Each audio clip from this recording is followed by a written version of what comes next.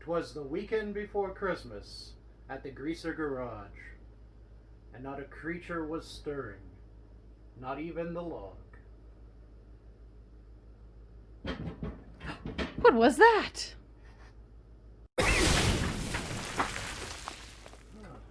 Oh, hey, didn't see you there. Welcome to this pre-Christmas episode of Greaser Garage Dirty Daily Driver. On this week's episode, we're going to have a look at a problem we've been having with our 1995 Toyota Camry. We noticed that the coolant levels have been going down consistently, and we've got a little bit of white smoke coming out of the exhaust port there. So we figured it may be a blown head gasket. So we're going to do a test to see whether or not we're getting any combustion gases in the radiator, and we'll probably also do a compression test just to see if everything's within spec. Let's have a go over the tools that we're going to use to help diagnose our problem. We're going to need a little bit of antifreeze. We're going to get some 50-50 pre-mix because we're feeling really lazy and we don't feel like mixing our own.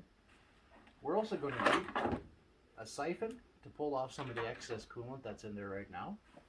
We are also going to need a test kit, which we use for testing gases in the radiator. We're also going to need a beautiful little ratchet with a extender and a socket for removing spark plugs. And last but not least, we're going to need a compression tester with the proper fitting to attach to our block. First step, as always, will be to open up the hood and then go have a look.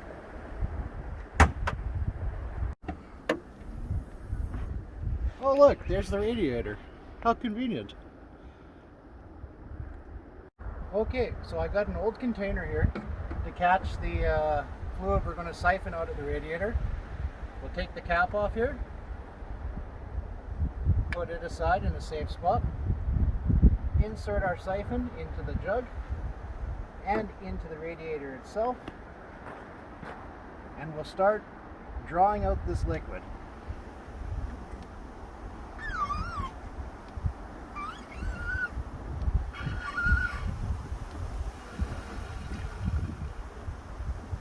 Good to go. Hold up. When you're dealing with antifreeze, make sure you store it indoors or locked up in a shed. You don't want any puppies and kitties to get into it, as it can be very harmful and toxic to them, and they're drawn to it like metal to a magnet. Okay, let's have a closer look at that kit that we bought for testing the radiator to see if it has any exhaust components inside of it. Each kit, on theory, should come with some kind of container or vessel where we'll have to add some colored fluid, and a kind of pipette turkey baster style bulb for drawing the air through the kit. This is the fluid we're going to end up using. The make is not particular, just as long as it's the appropriate liquid, usually a bluish color, and then once the exhaust is present, it should come out a greenish color.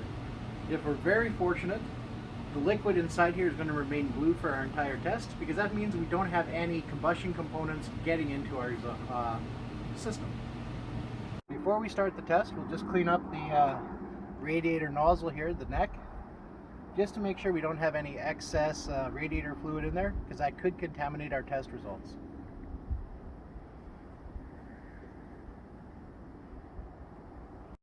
We're going to put the test kit here right inside. Open up our block test fluid, and we're going to very carefully add some. Be very careful when you're playing with this stuff. It can be very toxic, so regardless of how tempted you are and how tasty it looks, don't eat it. You're going to have a bad day. Okay, we're going to fire the car up so we can get it up to operational temperature, so we can get circulation in the cooling system, and then we'll apply the test. Let's get her started. Now this 95 Camry is a manual transmission or standard transmission, depending on how you want to call it. So what we're going to do is put on the parking brake, take it out of gear after pushing in the clutch, and fire it up. Okay, we're going to let her warm up a second. Let's go have a look at the radiator side of things. Okay, so what we're going to do here is we're going to take our tester Insert it in here, make sure it's got a good tight fit. Take our bulb, and we're going to start drawing the gases into the tester and observe the color. What we're looking for is that blue color to start turning yellow. If it starts turning yellow, then we know for sure we're going to have leaks into this system. While you're down here doing this, be very careful not to get yourself tangled up in any belts or fans, otherwise you're going to have a pretty bad day.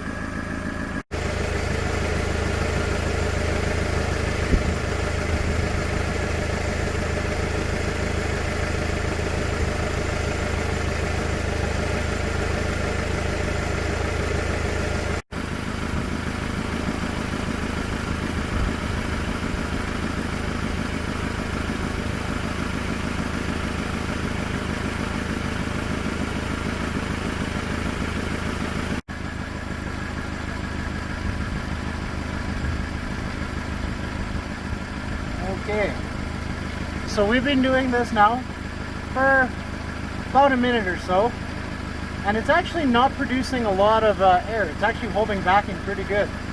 So quite possibly we don't have a blown head gasket, which is in fact the best news. However, that means somewhere in here we are losing coolant, and we're not sure why yet. Okay, we were very lucky there, but if the test had been bad, let me show you what a positive result would have looked like. We'll go down here and start bubbling some exhaust in through the fluid, and you'll see that the liquid starts changing color.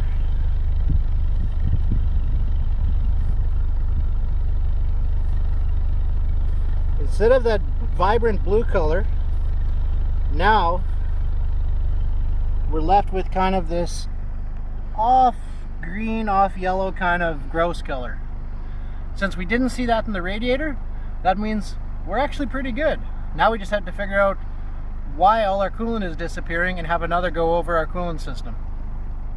Well, now that we figured we don't really have a blown head gasket, or if we do, it's not leaking into the antifreeze, what we're going to do is just fill up our radiator right to full again, make sure our reservoir is filled up to where it should be, and clean up, and we'll pretty much call her a day. Okay, when you're filling the radiator back up, just be careful. You don't want to spill everywhere, but also give these hoses, the uppers and the lowers, both a little gentle squeeze just to work out any bubbles. Looks here like we're pretty well good to go. Well, cleanup for this job is super easy. Wipe up any spills you may have created. We're going to keep this for another project in case we have to test the block again. Grab our antifreeze and make sure the lid's back on, everything's sealed up, caps in place. That's about it. We'll stow this in the garage, and that's pretty well it for this test. Oh hey, you're still there. Well, I just wanted to say thank you for tuning in to this very short episode of Greaser Garage Dirty Daily Drivers. We didn't really do the compression test. That's because we didn't have to. In this particular case, the problem was a lot less than what I thought it was. So we're going to have a look and see if maybe I got a loose clamp somewhere, or some other little trickle leak in a busted hose. Anyways, for the time being, what I want to say is Merry Christmas to you and your family. And thank you so much for watching these episodes. From me and Chi Chi and the whole Greaser family, we'd like to wish you a Merry Christmas and a very Happy New Year. Well, another successful delivery.